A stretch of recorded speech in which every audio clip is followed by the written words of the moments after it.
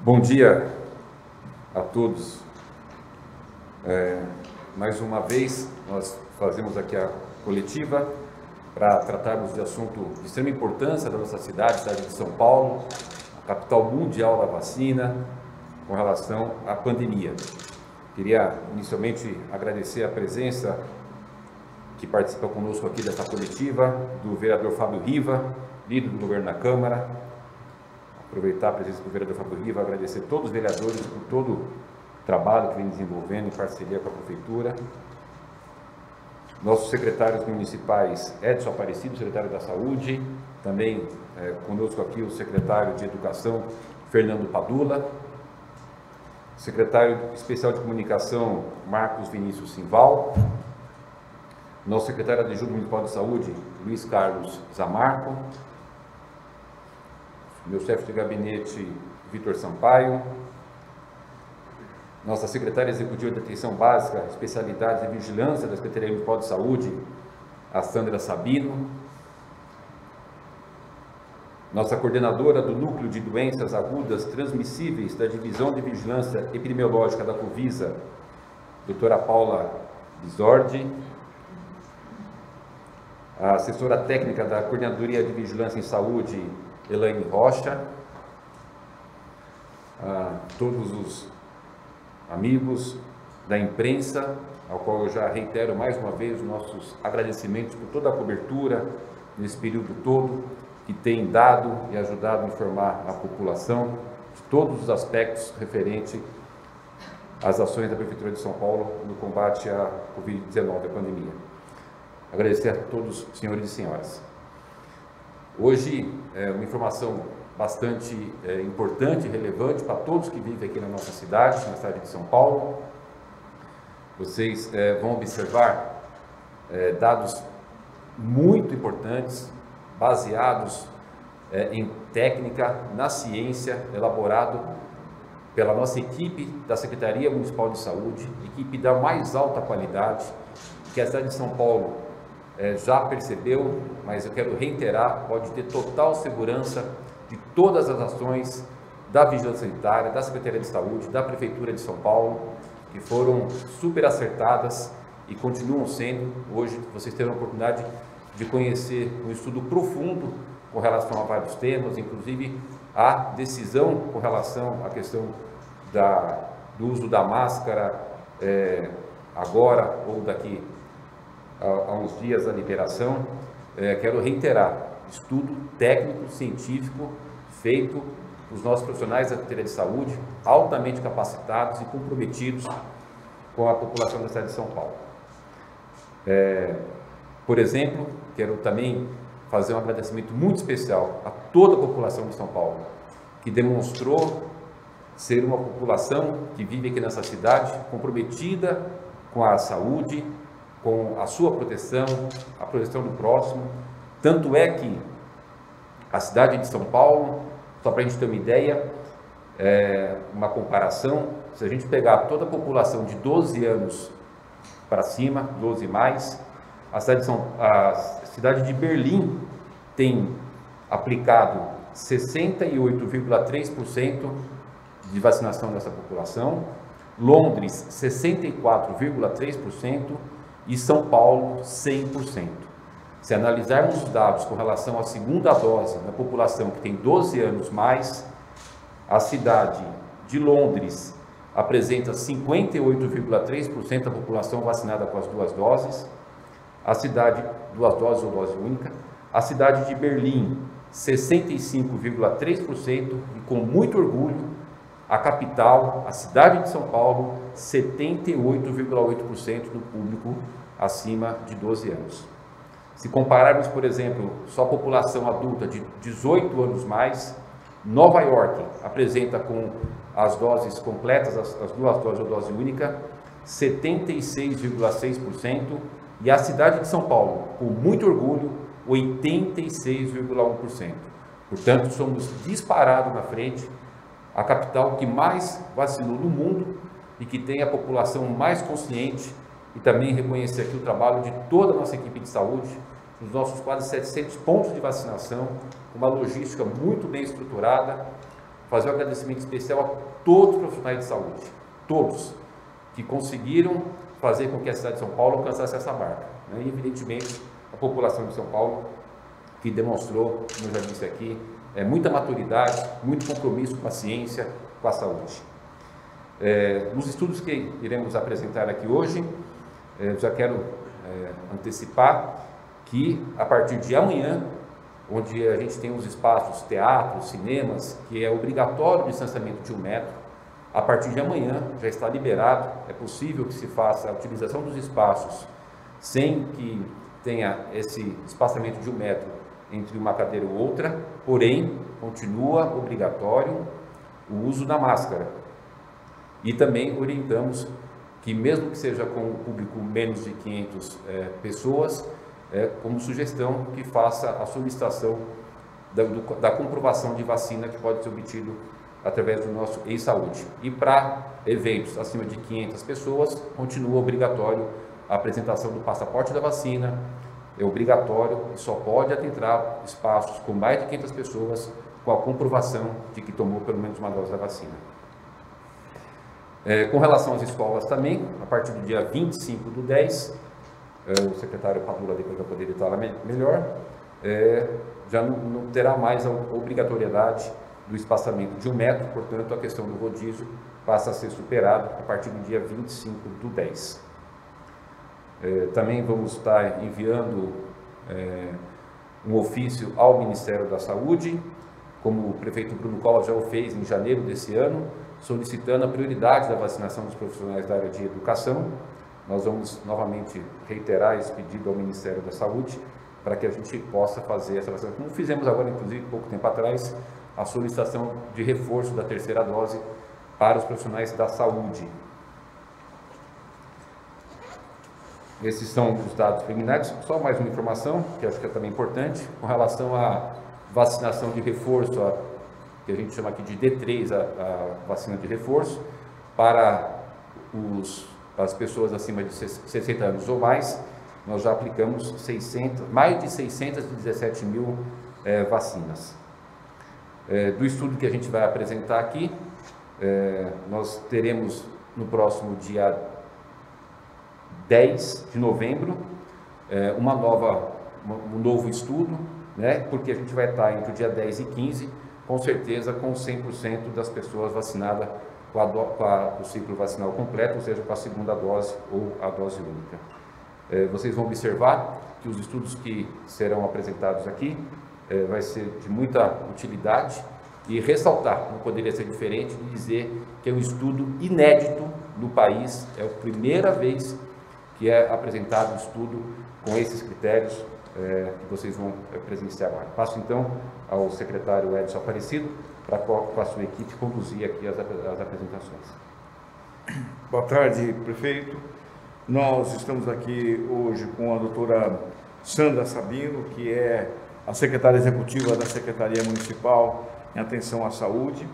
Ela deve fazer a apresentação de dois painéis, um balanço da retomada das cirurgias e dos exames eletivos na cidade nesses últimos 40 dias. Também fará uma apresentação sobre o aumento da cobertura vacinal em toda a cidade, o esforço que foi feito além da vacinação da Covid-19. Então são dois balanços muito significativos. E a doutora Paula Bisotti, que é a nossa coordenadora do Núcleo Epidemiológico da Vigilância Sanitária, ela deve apresentar o último estudo feito pela Secretaria da situação epidemiológica da cidade, com os dados muito pormenorizados, e também o estudo inédito ao qual o prefeito se refere, que é o estudo de rastreamento, monitoramento e testagem de contatos que nós fizemos, que nós estamos chamando de RAST-CoV, que mostram a necessidade e a importância da manutenção das medidas não farmacológicas de prevenção à Covid-19, por enquanto, na cidade de São Paulo. Então, são 4 painéis, né, 2 que tratam da situação epidemiológica e do estudo que foi feito para que nós embasássemos, como disse o prefeito, a questão da utilização da máscara, e os dois balanços, que são o balanço de toda a cobertura vacinal do município e também da retomada das cirurgias e dos exames eletivos. Então, vou passar inicialmente a doutora Paula para que ela faça a apresentação da situação epidemiológica aqui na cidade de São Paulo. Obrigada, secretário e prefeito. Boa tarde a todos. Eu vou apresentar para vocês agora a última atualização que nós fizemos da situação epidemiológica da Covid-19 no município de São Paulo e também a atualização dos dados da variante Delta no município. Então, no primeiro gráfico que nós vemos na apresentação, a gente trouxe a distribuição dos casos, o total de casos notificados de síndrome gripal e de síndrome respiratória aguda grave no município de São Paulo. Como a gente pode notar, né, no final do mês de julho e durante o mês de agosto, que foi quando a variante Delta realmente teve um crescimento expressivo aí no município de São Paulo, nós tivemos um aumento nas notificações dos casos de síndrome gripal, mas esse aumento não se manteve. Nós observamos um aumento durante algumas semanas no mês de agosto, mas que não se sustentou. E depois nós observamos novamente uma queda no número dessas notificações e um novo cenário de estabilidade. Quando a gente avalia só os casos confirmados, a gente também consegue ver essa mesma situação de estabilidade. Nesse slide está o nowcasting para os casos de síndrome gripal, que é uma correção estatística que nós fazemos, né, para corrigir os atrasos do sistema de notificação. E nós também conseguimos perceber já que há algumas semanas nós temos aí uma estabilidade em relação a essas notificações de síndrome gripal. Destacamos para vocês no próximo slide o total de casos confirmados de Covid-19 no município de São Paulo, onde nós podemos notar nas últimas semanas uma estabilidade em relação a essas confirmações.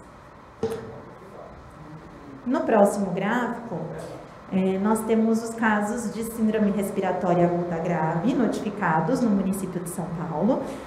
E também podemos notar que há uma estabilidade, né, para essas notificações e também para os casos confirmados desde o final de julho de 2021.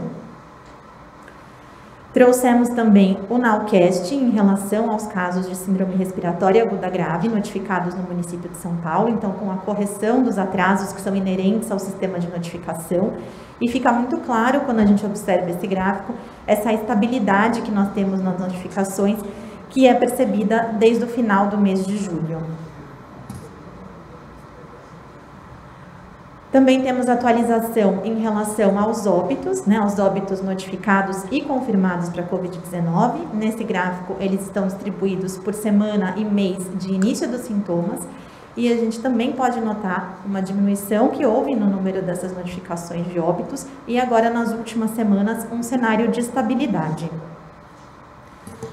No próximo gráfico, nós destacamos apenas os óbitos que foram confirmados para a Covid-19, distribuídos também por data do início de sintomas, e é possível notar, nas últimas semanas, esse cenário de estabilidade, que se repete também, quando a gente avalia aí no próximo slide, os óbitos distribuídos por data do óbito, por data da evolução, onde a gente já tem algumas semanas em relação à estabilidade desses números.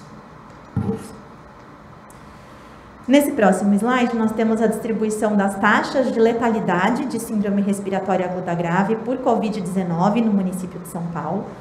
Nós observamos que tivemos aí um pico em relação a essa letalidade no mês de março, né, que aconteceu durante o pico relacionado à variante Gama, a variante P1. Mas agora, nas últimas semanas, a gente percebe também um cenário de estabilidade dessa letalidade, que tem oscilado entre 18% e 19%. São valores semelhantes ao que nós observamos em outubro do ano passado, que foi o momento do ano passado que nós tivemos de mais tranquilidade em relação aos casos durante a pandemia. Nós fizemos uma análise dos casos de síndrome respiratória aguda grave e síndrome respiratória aguda grave por Covid-19 por faixa etária, com enfoque nas crianças e adolescentes, que era uma preocupação, população que ainda não está vacinada e que nós quisemos olhar com mais cuidado, né, para essa faixa etária. Então, nesse primeiro slide, nós trouxemos à esquerda, o gráfico mostra a curva dos casos de síndrome respiratória aguda grave da população em geral no município de São Paulo, e o que os senhores podem ver em vermelho são os casos confirmados para a Covid-19. E o gráfico da direita mostra a distribuição dos casos de síndrome respiratória aguda grave por classificação final nos indivíduos com 19 anos e menos, né, menores de 19 anos. Os casos confirmados para Covid também estão destacados em vermelho nesse gráfico. E a gente percebe que a Covid-19 não é a principal causa de confirmação dessas síndromes respiratórias agudas graves nessa faixa etária. A gente tem um percentual importante das SRAGs por outros vírus e outros agentes, que aparecem em amarelo nesse gráfico da direita, e também das SRAGs não especificadas, que aparecem em cinza.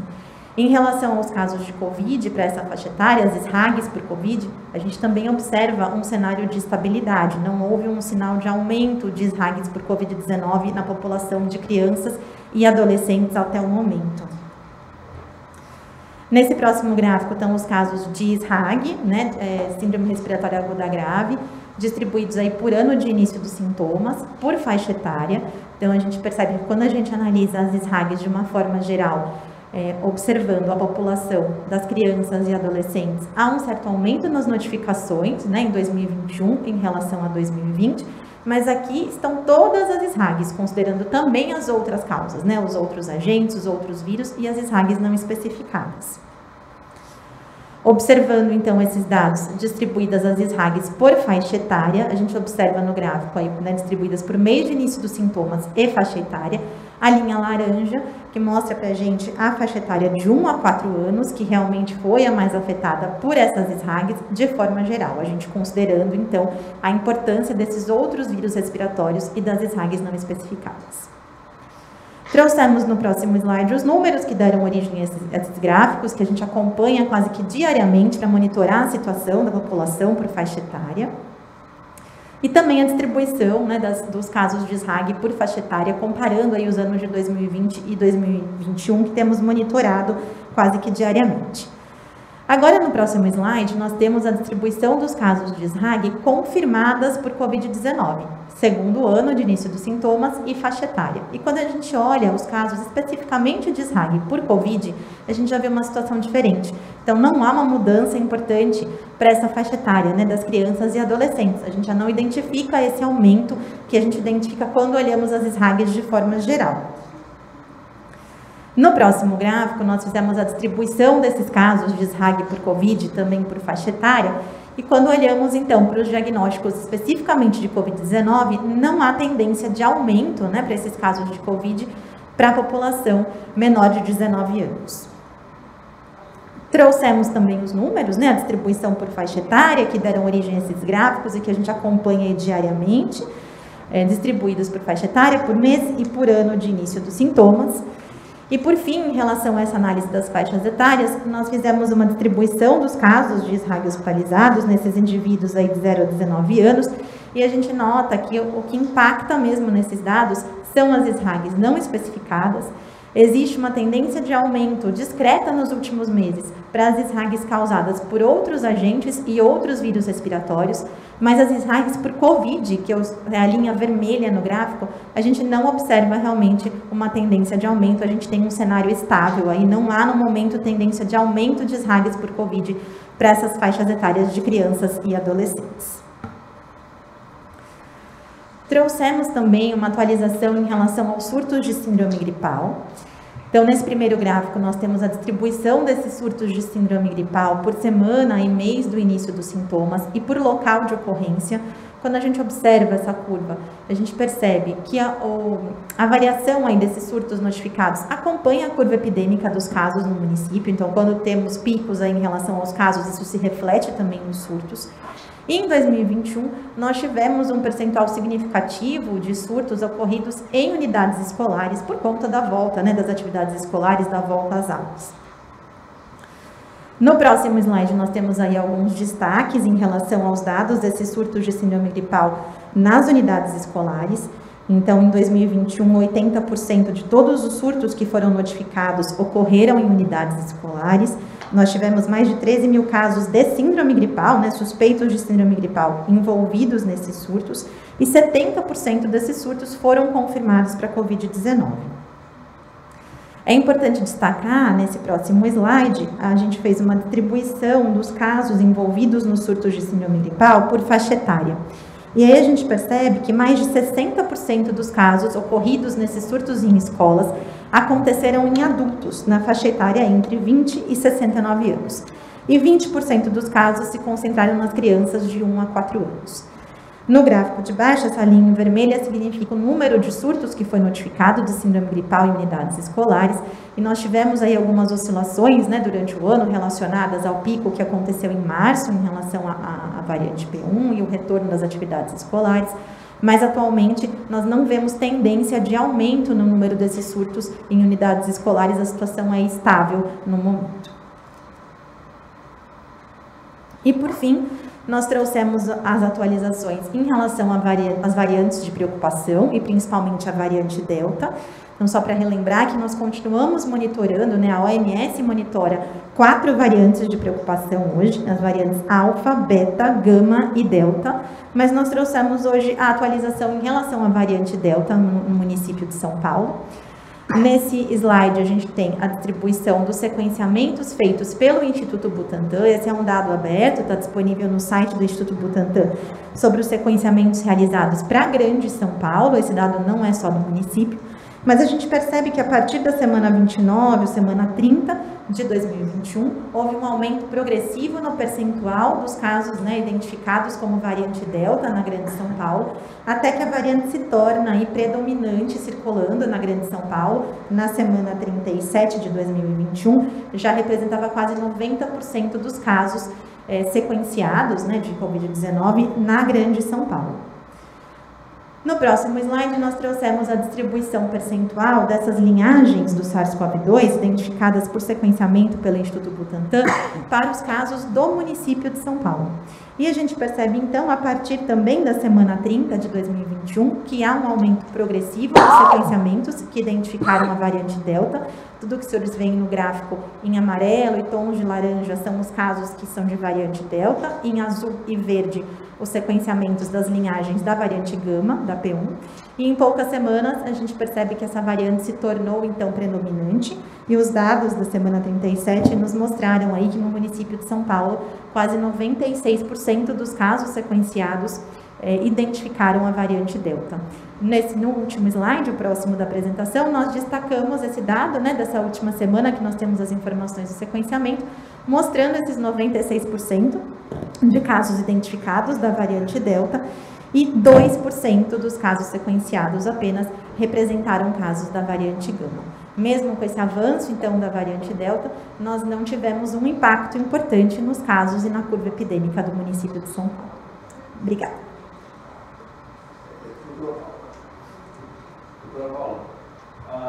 Já poderia, na sequência, você apresentar o estudo do Raskov, que foi o estudo que nós fizemos em relação à questão das máscaras. Acho que você já pode fazer na sequência, depois a doutora Sandra faz as outras 2 apresentações. Obrigada, secretária.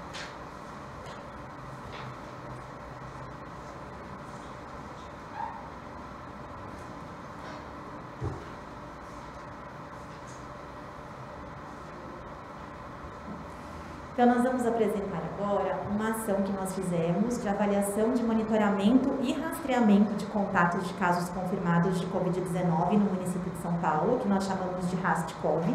Então, foi um monitoramento e testagem de contatos de casos de Covid-19 feito nesse novo contexto da pandemia no município, onde predomina a circulação da variante Delta e nós temos a população adulta vacinada. Então, qual a importância, né, do rastreamento, do monitoramento e da testagem de contatos?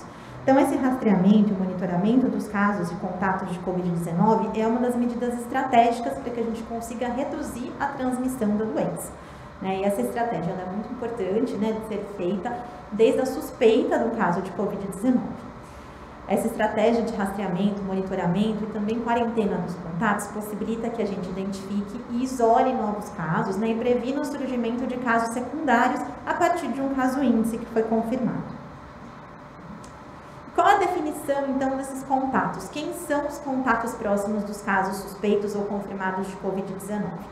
Então, contato é qualquer pessoa que esteve em contato próximo a um caso de Covid-19 no período de transmissibilidade desse caso, que acontece entre 48 horas antes do início dos sintomas até 10 dias após a data do início dos sintomas. E nós consideramos, então, esses contatos próximos, as pessoas que estiveram a menos de 1 metro de distância do caso, por um período mínimo de 15 minutos, estando ambos sem utilizar máscara de proteção ou utilizando a máscara de forma não adequada, né, de forma inadequada. Também são considerados, então, contatos próximos as pessoas que tiveram um contato físico direto com o caso de Covid, então um abraço, um aperto de mãos, por exemplo. O profissional da saúde que prestou assistência a um caso de Covid sem utilizar os equipamentos de proteção individual de forma adequada. E também as pessoas residentes no mesmo domicílio. As pessoas que residem na mesma casa de um caso de Covid-19 são consideradas, portanto, contatos próximos desse caso. Quais foram, então, os objetivos dessa ação de monitoramento e de testagem dos contatos de casos confirmados de Covid? Então, pretendíamos compreender a dinâmica da transmissão da Covid-19 entre os contatos próximos dos casos confirmados, nesse novo cenário, no município de São Paulo, de predominância da variante Delta e com a população vacinada. Calcular a taxa de ataque secundária entre os contatos próximos. O que significa isso? Entender qual era o percentual desses contatos próximos que se infectaria a partir de um caso índice. E com esses dados, aprimorar as medidas de controle da Covid-19. Como que essa ação foi operacionalizada? Então, nós fizemos, né, essa operacionalização a partir de uma amostragem de casos de síndrome gripal triados nas unidades básicas de saúde do município de São Paulo. As unidades básicas, então, fizeram uma testagem com um teste rápido de antígeno e também coleta de material para PCR dos casos de síndrome gripal identificados no período de 13 a 24 de setembro de 2021. As equipes, então, identificaram os contatos dos casos que foram confirmados e monitoraram diariamente os contatos próximos dos casos confirmados, né, por um período aí máximo de 14 dias. Realizaram a notificação desses casos suspeitos e confirmados, registrando as informações no sistema oficial, o SUS Notifica, e também numa aplicação específica que foi criada para essa ação, para que a gente tivesse os dados rapidamente de forma oportuna.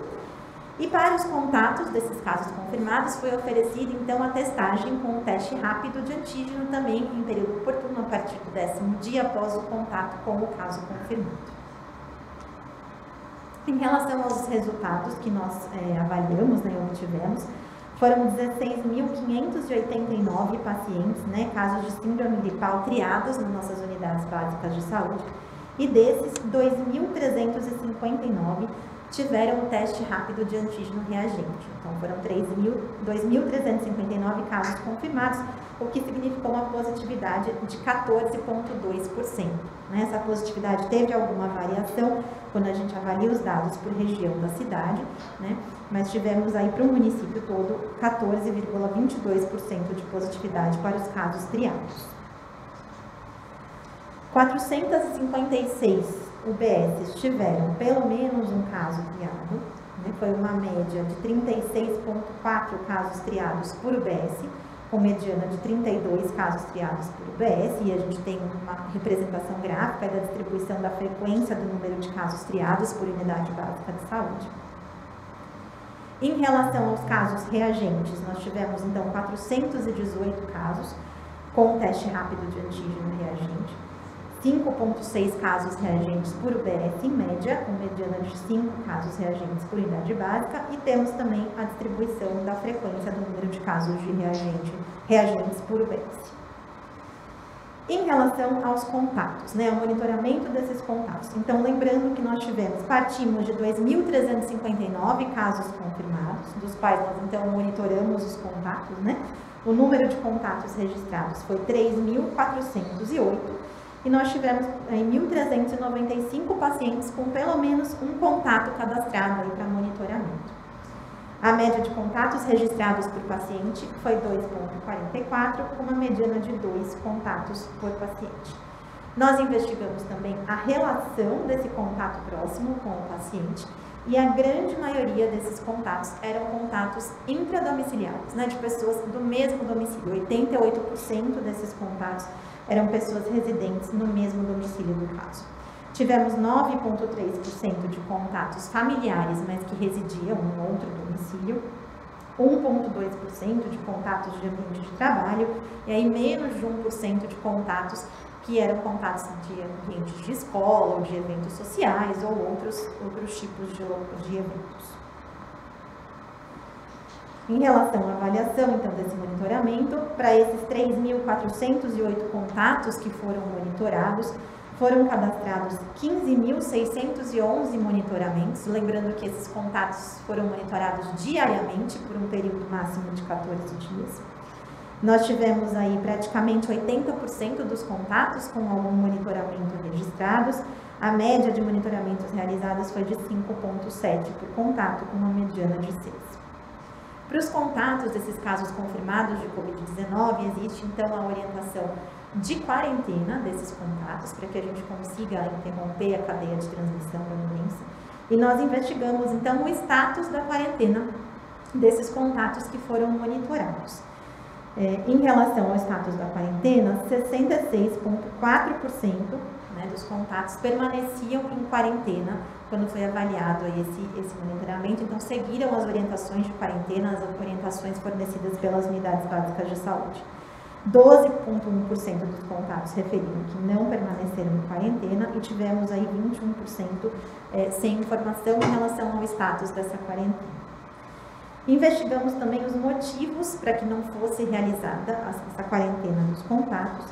6,2% referiram que não fizeram a quarentena por dificuldade financeira ou por serem autônomos e não poderem parar de trabalhar. Em 8,3% desses contatos, o empregador não aceitou esse afastamento em relação ao contato. 40% dos contatos referiram que não permaneceram em quarentena por opção pessoal. 3,7% dos contatos referiram que não fizeram a quarentena porque acharam que não havia necessidade, já que já estariam vacinados contra a Covid-19. E quase 41% aí relataram outros motivos diversos para não permanecerem em quarentena. Com esses dados, nós pudemos calcular, então, qual foi a taxa de ataque secundário entre esses contatos. Então, o percentual desses contatos que se infectaram a partir desses casos índices. E essa taxa de ataque foi de 42,2%. 42,2% desses contatos próximos, que são contatos domiciliares, que nós identificamos nesse estudo, se infectaram a partir dos casos índice. Nós trouxemos aqui um recorte de um estudo que está publicado na revista Nature em relação à transmissão do Covid-19, então mostrando que 44% das pessoas geralmente se infectam no período em que o caso índice ainda não desenvolveu os sintomas. Então, a transmissão da Covid-19, ela acontece geralmente 48 horas antes do caso desenvolver os sintomas, e o pico da transmissão acontece 24 horas antes do início dos sintomas. E esse estudo nos mostra que, então, 44% desses casos secundários se infectaram nesse período pré-sintomático dos casos. Por isso é tão importante essas orientações do isolamento e da quarentena de contatos.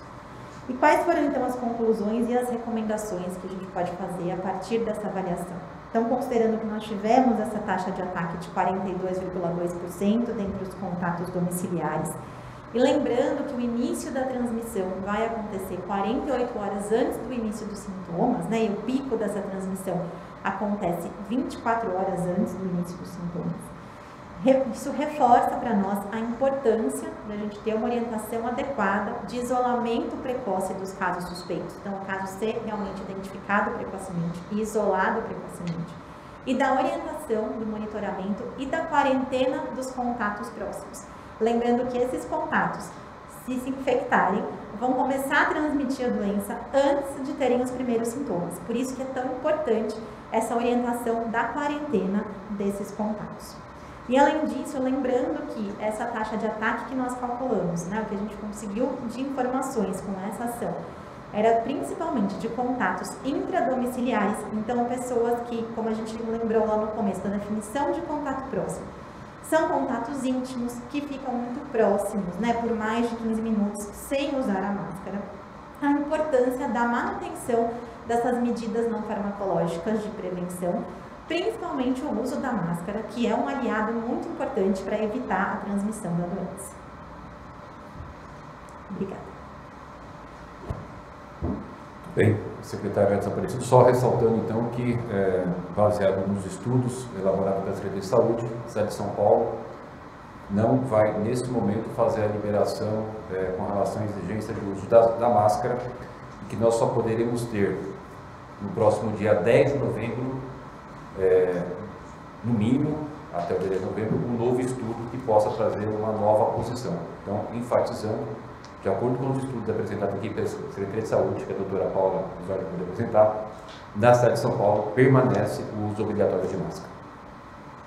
Muito bem, prefeito. Passar então a doutora Sandra Sabino, que vai fazer a apresentação, o balanço então da retomada dos exames e cirurgias eletivas na cidade, que nós fizemos no Avança Saúde nos últimos 40 dias, e posteriormente também um balanço do avanço da cobertura vacinal em toda a cidade. Obrigada, secretário. Boa tarde a todos. Nós vamos falar agora um pouquinho sobre retomada das atividades da Secretaria Municipal de Saúde, de acordo com os dados que a doutora Paula acabou de passar, de estabilidade da situação da Covid-19 aqui no município.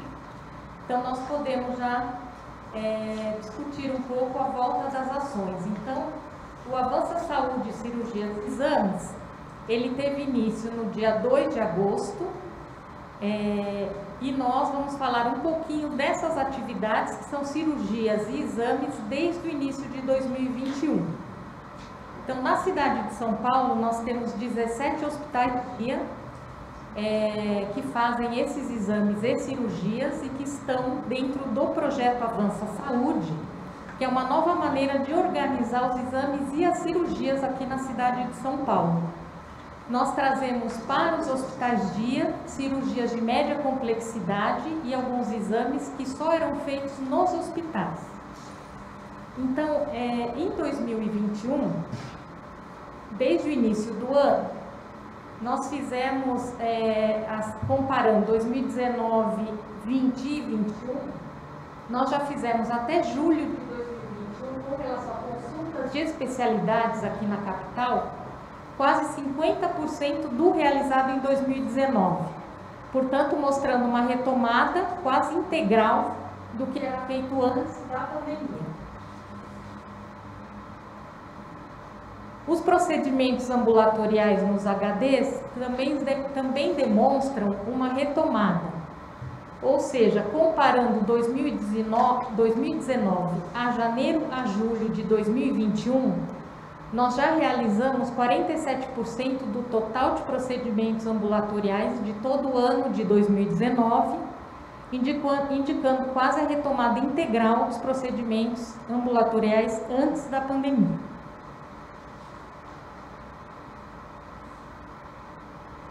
Com relação às consultas médicas de avaliação cirúrgica, nós fizemos de janeiro a setembro de 2021 já 95% do total do que foi realizado em 2019. O que significa que nós estamos fazendo mais cirurgias esse ano do que antes da pandemia, portanto, dando um incremento desse procedimento aqui na cidade de São Paulo. Os procedimentos hospitalares cirúrgicos realizados também comparativamente antes da pandemia e neste ano de 2021, nós já fizemos 50% do que foi realizado em 2019, indicando números iguais aos de antes da pandemia. Agora, especificamente ao projeto Avança Saúde, os principais objetivos são reduzir as filas de espera e o tempo de espera para cirurgias e exames contemplados no Avança Saúde, que, como eu expliquei, são exames e cirurgias que antes eram realizadas somente em hospitais e que a gente teria uma grande necessidade aqui na capital. Realizar cirurgias nos HDs 24 horas de maior porte ou dos pacientes idosos e com comorbidades que necessitam ficar internados. Então, todos esses HDs e desses 5 já são 24 horas, com leitos de internação, onde o paciente pode se recuperar nesses equipamentos até a alta. E reduzir as filas de espera para colonoscopia e endoscopia digestiva, também em pacientes idosos ou debilitados que necessitam fazer o procedimento internados. Agora, os resultados específicos do Avança Saúde, né, do período de 2/8 a 3/10, nós temos as cirurgias que seriam feitas antigamente somente em hospitais e foram realizadas nesses hospitais dia. Então, nós fizemos do dia 2/8 a 3/10, 9.715 cirurgias, o que já é um montante de 49% do que foi realizado em 2019. Quanto à avaliação pré-cirúrgica, nós tínhamos na fila de espera para a cirurgia, no início do programa, em 2 de agosto, 66.567 pacientes aguardando, e já conseguimos avaliar 20.210 pacientes, havendo uma retirada, uma redução de 30% dessa fila desde o início do programa.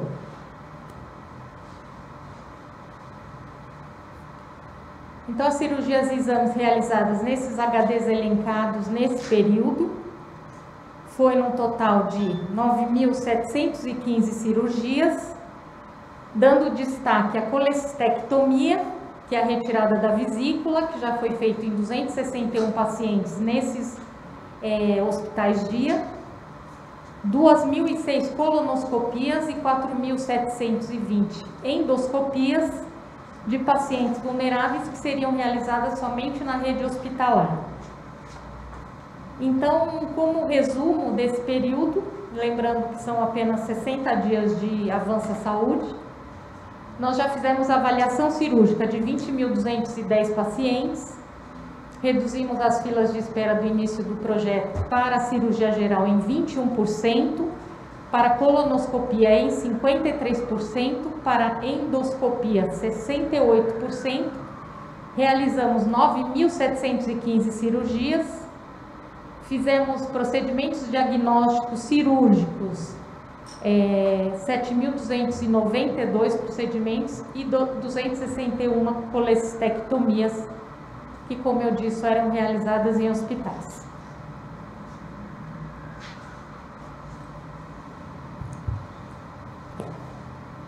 Secretário, só uma pergunta, doutora Sandra Sabino, que são 17 HDs, nós estamos com 5 trabalhando 24 horas, né? Só para complementar. 5, 24 horas, e já temos mais 2 que em breve serão 24 horas, que é o Sorocabano e o Capela do Socorro. Só para a gente demonstrar o esforço que a gente tem agora, tendo em vista a pandemia, ficaram bastante exames e consultas paralisados, mas um esforço muito forte da Prefeitura de São Paulo para poder acertar a demanda, e logo a gente vai estar com os números em dia. Secretário Edson. Doutora Sandra, agora o prefeito vai apresentar rapidamente, então, o balanço da cobertura vacinal na cidade de São Paulo. Com relação ao plano municipal para aumento da cobertura vacinal, nós temos a dizer que com a pandemia ficou provado, né, a nós técnicos que já sabíamos, e a população, a importância da vacinação para impedir a propagação de doenças.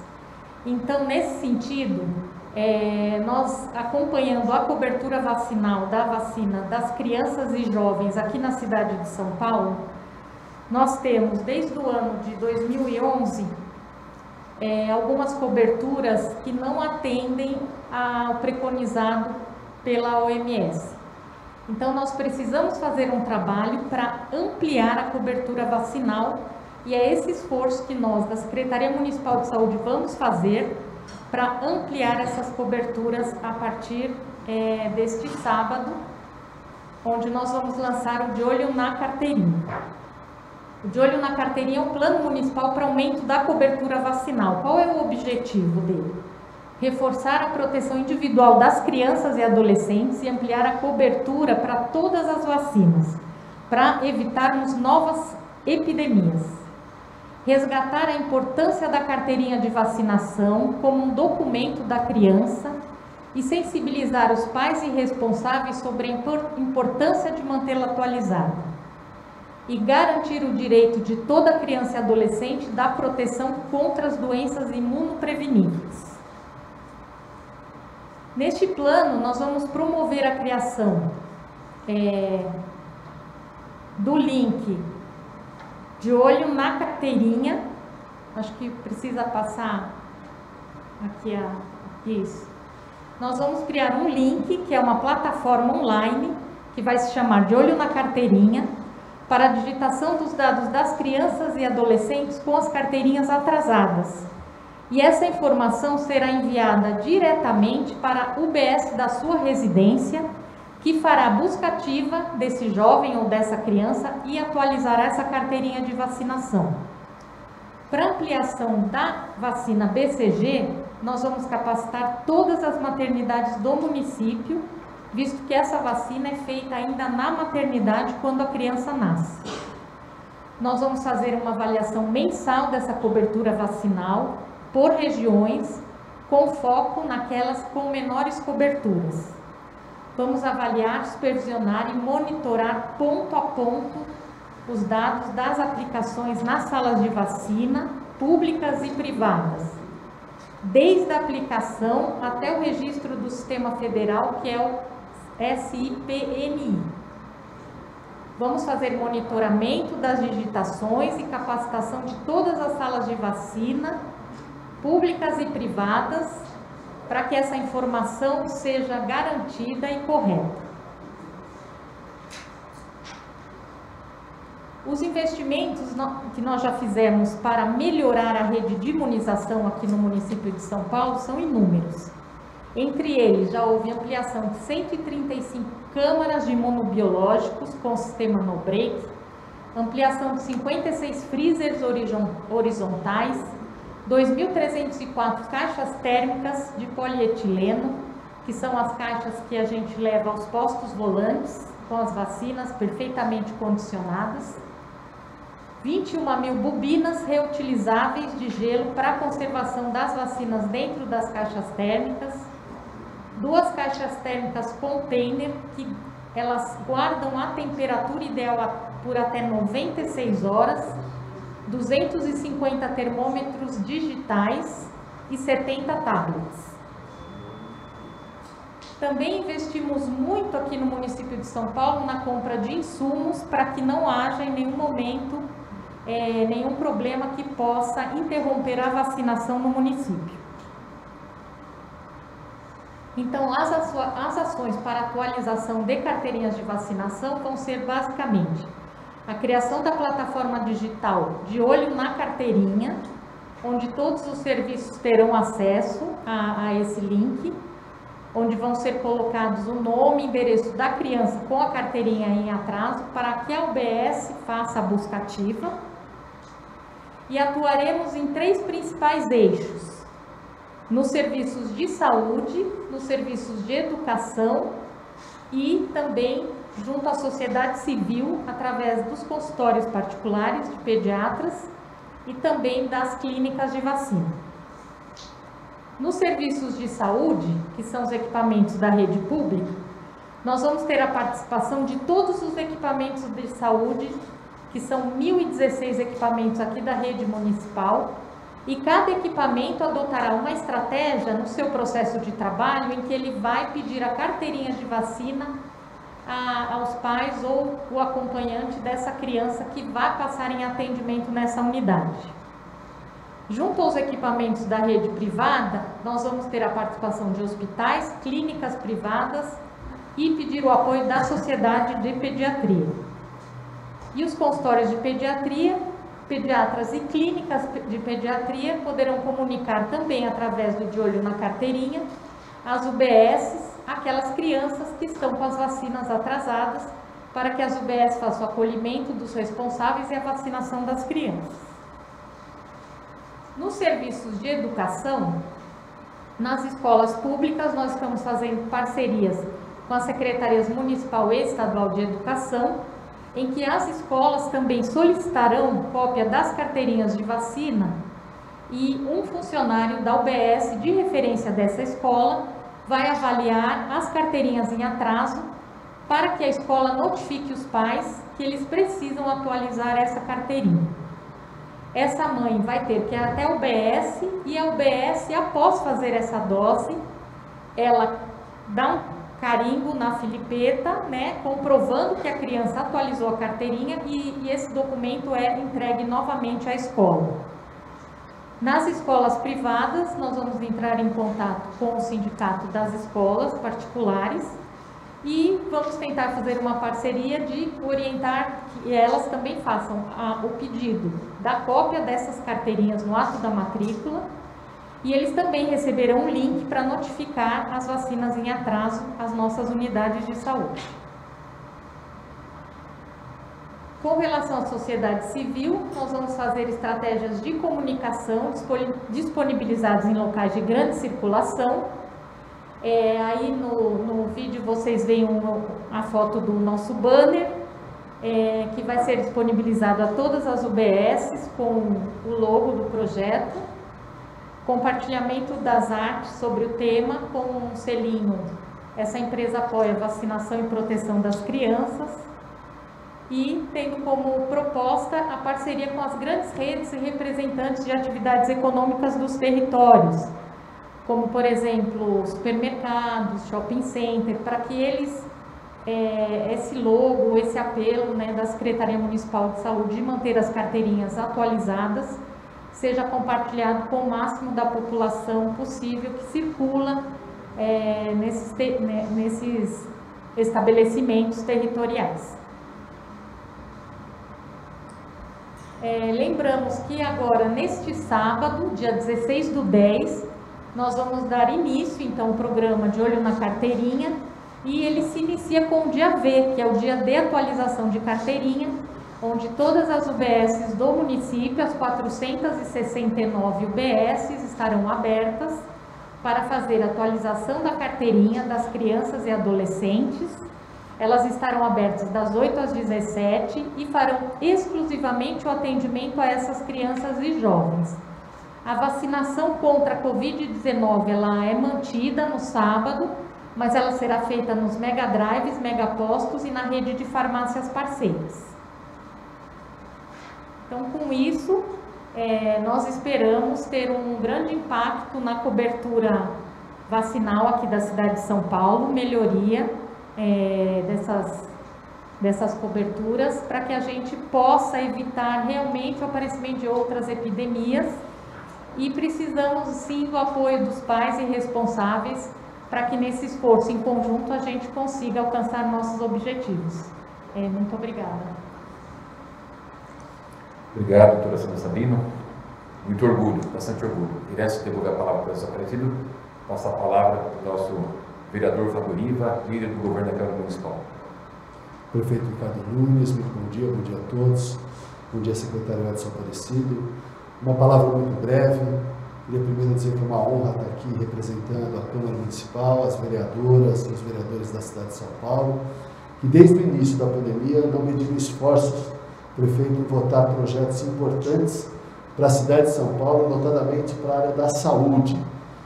Analisando todos esses estudos, esses critérios, todas as ações, não seria possível se não fosse também essa parceria do Executivo Municipal com a Câmara Municipal e a aprovação de medidas que liberaram recursos para todos esses investimentos na área da saúde. A cidade de São Paulo nunca teve tanto investimento na área da saúde como teve nessa última gestão Bruno Covas, e agora com Vossa Excelência Ricardo Nunes à frente da Prefeitura. Então, aqui reafirmar o compromisso da Câmara Municipal e continuar, junto com a Prefeitura, tomando e adotando medidas importantes, votando projetos importantes para garantir, principalmente, a questão da saúde na cidade de São Paulo, mas também a questão social que assola a cidade de São Paulo. Então, nós temos aqui um trabalho conjunto e que é dessa forma que nós vamos construir junto com a sociedade civil, que participou e participa ativamente. O momento agora não é um momento de relaxar nas medidas, é a gente continuar com as medidas de prevenção, mas dizer que nós estamos num novo contexto no momento da pandemia. Então, a Câmara Municipal se coloca sempre à disposição da Prefeitura e parabenizar o secretário Edson Aparecido, em nome dele, todas as pessoas que trabalham na Secretaria de Saúde, nas unidades básicas de saúde, as agentes comunitários de saúde, que têm um papel fundamental nesse combate à pandemia na cidade de São Paulo. Muito obrigado. Obrigado, vereador Fábio Riva. Secretário Edson, pode passar. Fernanda, tem pergunta? Temos 4 jornalistas que já enviaram as perguntas. A primeira pergunta da jornalista Elisa Martins, do jornal O Globo. Qual é o número de faltosos da segunda dose da vacina hoje na capital e como ele compromete o alcance da imunização completa da população adulta? Além disso, com o andamento da campanha, qual é a previsão da Prefeitura para a conclusão da vacinação de toda a população adulta na cidade com as 2 doses?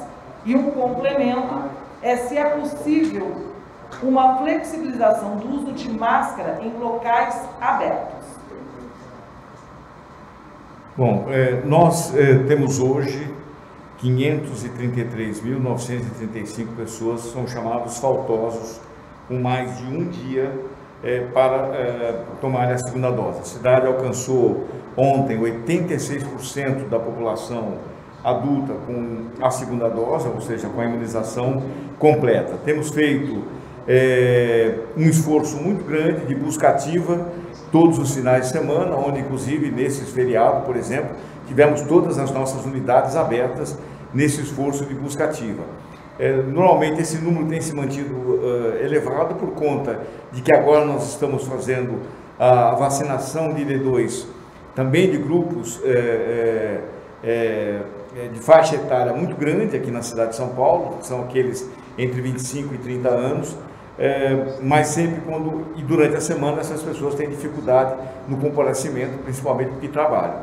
No final de semana normalmente se reduz esse número, mas nós acreditamos que essa é a expectativa da Secretaria, que até meados de novembro, entre 10 e 15 de novembro, seguramente nós teremos toda a população da cidade de São Paulo com a segunda dose aplicada. Estamos chegando a 19 milhões de doses aplicadas na cidade e acreditamos que vamos completar esse ciclo, então, entre 10 e 15 de novembro.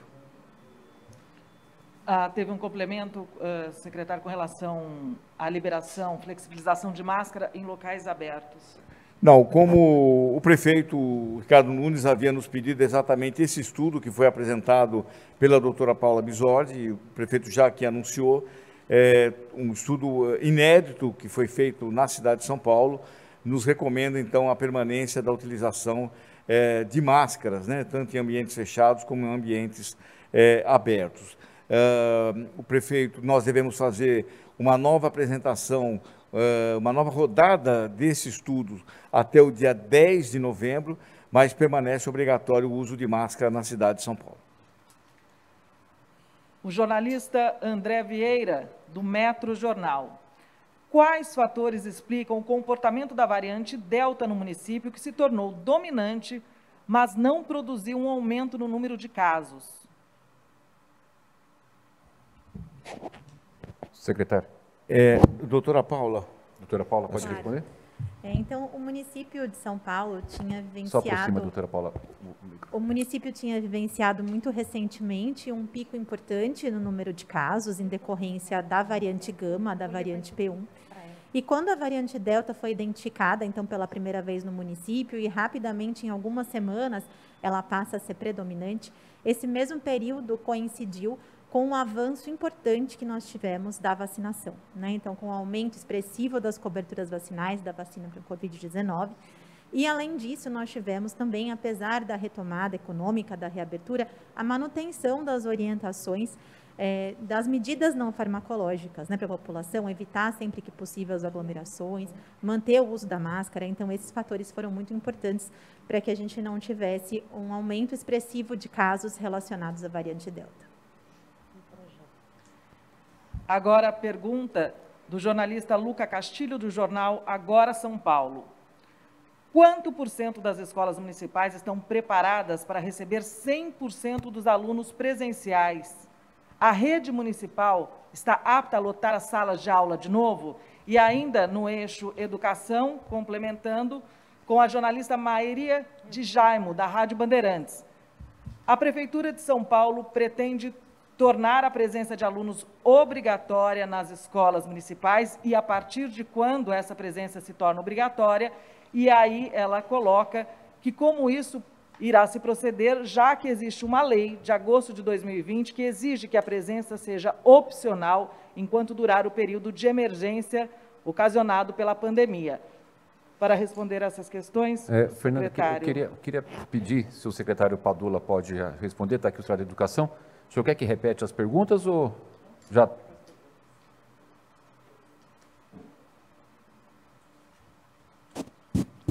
Estava prestando atenção, então muito bom. Bom, então só para responder as duas indagações, só queria lembrar, como dizia o prefeito Bruno Covas e o prefeito Ricardo Nunes, nós aqui na cidade de São Paulo seguimos a saúde e a vigilância sanitária. Assim tem sido durante toda a pandemia e continua agora. Queria só fazer um breve retrospecto. Quando foi necessário fechar as escolas, foram fechadas as escolas. Quando foi autorizado abrir as escolas, foram abertas as escolas, com 35%. Depois veio a segunda onda e foi recomendado o novo fechamento, antecipamos o recesso escolar e quando foi autorizado novamente pela saúde e pela vigilância sanitária, foram reabertas. Inicialmente com 35%, posteriormente autorizando no limite da capacidade física, respeitando 1 metro, o que obrigava a ter um rodízio de estudantes. E aí, isso a partir do dia 2 de agosto e, posteriormente, em setembro, ampliado para as creches para 100% do atendimento. Neste momento, como vocês viram na apresentação do secretário Edson, da doutora Sandra e da doutora Paula, a área da saúde está dizendo que não há necessidade de 1 metro, e há necessidade de uso da máscara. O que isto impacta na área de educação? Não haverá mais rodízio nas escolas municipais. Portanto, todos os alunos podem ser atendidos todos os dias. E aí, respondendo às duas questões. Uma, com relação às escolas. Nós temos, das 1.500 escolas, 19 escolas que têm problemas físicos. Estas, claro, que nós não vamos atender os alunos presencialmente. Esses alunos vão continuar com atendimento online. A Secretaria de Obras está fazendo as licitações para essas obras e estas intervenções. Algumas escolas são algumas salas, outras a escola como um todo. A pergunta da Mayra, a própria pergunta dela já traz a resposta, porque existe uma lei na cidade de São Paulo em que é facultativo aos pais encaminhar os alunos para as escolas. Portanto, nós seguiremos a lei na cidade de São Paulo e continua sendo facultativo para os pais. Cabe lembrar que é facultativo, mas terão que assinar um termo de responsabilidade, pegar as atividades impressas na escola e se comprometer a que os filhos assistam aos vídeos que a Secretaria produziu, mais de 600 vídeos com as aulas, para que eles tenham o acompanhamento pedagógico em casa. Secretário, acho que era bom só reforçar que a partir do dia... A partir do dia 25, prefeito, portanto, a saúde está dizendo, pode ser a partir de sábado, mas nós estamos dando uma semana para as escolas se organizarem e, portanto, a partir do dia 25, não existe mais o rodízio nas escolas da rede municipal de ensino. Obrigado, secretário. Nenhuma mais? Doutora Paula, deseja fazer alguma consideração final? Obrigada. Acho que é só reforçar que a vigilância epidemiológica segue trabalhando. A gente vai continuar monitorando aí os casos e os surtos de síndrome gripal diariamente, né, para ter informação de forma oportuna e tomar as ações necessárias caso haja alguma mudança aí na situação. Ok. Então, só reforçando aqui o que a doutora Paula falou, a decisão da cidade de São Paulo foi baseada nos estudos, como bem o secretário Edson Aparecido ressaltou, é inédito no Brasil o estudo apresentado aqui e, portanto, que nos indica, pelos estudos, de que nós devemos manter a obrigatoriedade do uso de máscaras e, a partir do dia 10 de novembro, será apresentado novo estudo para tomar aí, então, uma nova decisão, eventualmente, com relação aos dados que iremos obter. Vereador Fábio Riva, alguma consideração? Nenhuma. Doutora Sandra Sabino. Eu queria aproveitar e reforçar os pais e responsáveis para que levem as crianças nesse sábado ao posto de vacinação para atualização das carteirinhas. Vamos juntos impedir, né, que as nossas crianças adoeçam para que elas voltem às escolas com muita saúde, é o que eu desejo. Secretário Edson. Perfeito. Ok, muito obrigado a todos. Lembrando, continua o uso de máscara, vacinação. Um abraço a todos, tenham uma boa tarde. Obrigado.